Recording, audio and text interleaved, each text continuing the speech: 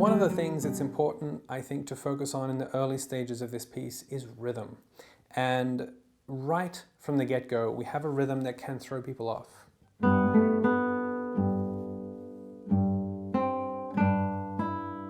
The reason it can throw people off is because we have 2 16th notes right at the very beginning. And if we don't establish a good rhythm in our head, in our mind before starting, then it could easily get a bit stuck.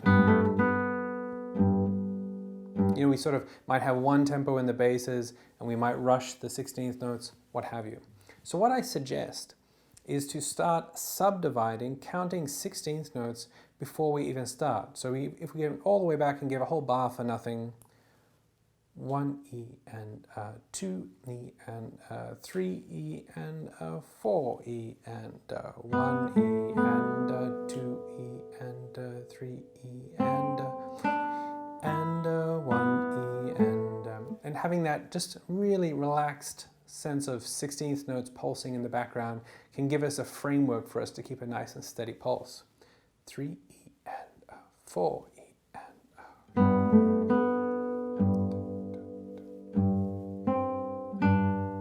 and it gives us a lovely steady pulse. Another beat to look out for is the second beat and any beats where we don't have anything above the bass line. Of course, we have this lovely plodding, stately bass line, but if there's nothing above, we tend to rush through it. So for instance, we kind of want it, we feel that there's something missing because we're not playing a note. But again, it will help to subdivide while we're counting. 1 E and 2 E and 3 E and 4 E and 1 E and 2. Right? So that's going to be important all the way through. And if we zoom ahead to passages like measure 8, 1 E and 2 E and 3 and it helps us just have a really relaxed placement of those 16th notes, because a lot of these 16th notes start on the they start off the beat. Boom, dee da da dee da da, right? So getting that sense of rhythm early on is really important, and I would suggest actually working on those rhythms, just vocalizing them. You could play them on open strings, you could clap them, all of those things. Yup, ba, ba. 3 and 4 and 1, and there are many different ways of going about it, but whatever gets it into your body and gets you relaxed about these notes, because we tend to see 16th notes with those 2 stems in their tails, and we associate that with fast, but they're not fast. They're very relaxed, nice, even notes. So that's the first thing I would do, is actually go over it and have a look at any rhythms. We've got some syncopated tied notes and 16th notes. Just have a look at those rhythms and break them down before you dive into playing the piece. Next, I would suggest playing the top part and the bottom part separately. The bottom part's quite easy to read through. 1, 2, 3 E and 4 E and what we're looking for here, we want to use exactly the same fingering as we're going to use in the piece.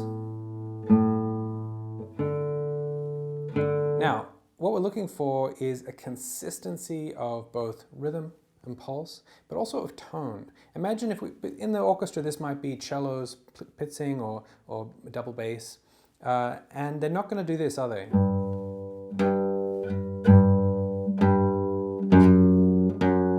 They're not going to change tone between the different notes, but that can happen when we're focusing on all these other things. So for instance, measure 10, it's very complex in there.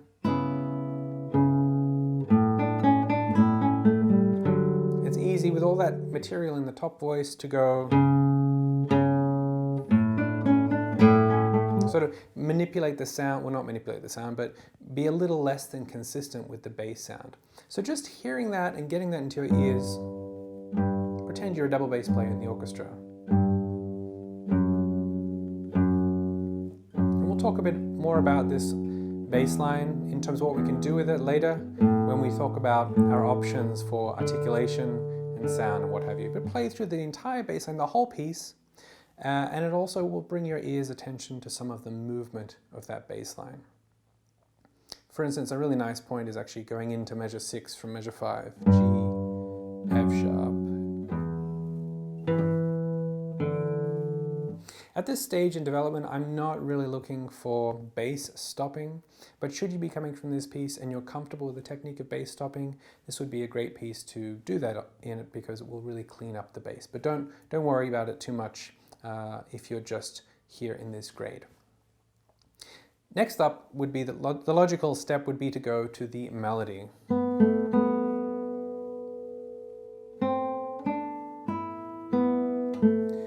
And what we're listening for here is phrasing and shape. So one perfect example is the E in the first measure, the last one, 2, 3, and 4. It is a high-risk individual. That's not the greatest of terms to use, perhaps. But it's a little, what I call a red flag note. It's an open E. And this note here is a candidate for getting a very distinct tone change because it's an open string after a D on the second string. So we do want to take care, and when I say take care, maybe you want to compensate a little bit, play a little more tasto, maybe bring the nail around. You'll be able to hear it with your ear and experiment, but it shouldn't stick out.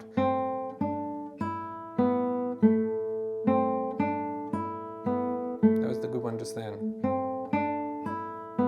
It shouldn't sound like this. So be careful on all of those open strings. And I would suggest another step to take is go through this edition and map out any of those little red flag notes where it's an open string followed by fretted notes, after fretted notes, just so that we can make sure we keep those notes consistent. I will also talk about this later, but another option is to change the fingering on these notes, but we'll talk about that in a little bit. In terms of phrasing,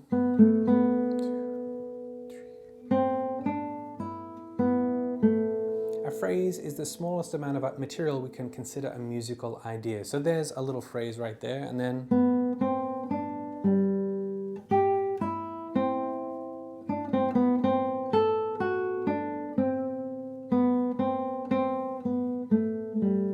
there's definitely an end of a phrase there.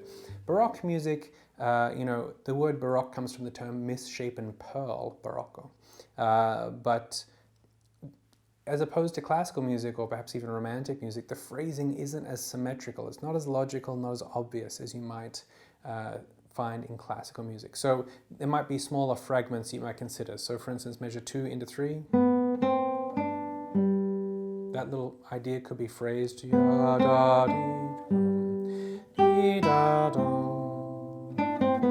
That could be an idea in itself. Whatever you consider these ideas, just the fact that you're listening to them as groupings will help you shape the notes. What we don't want is everything accented.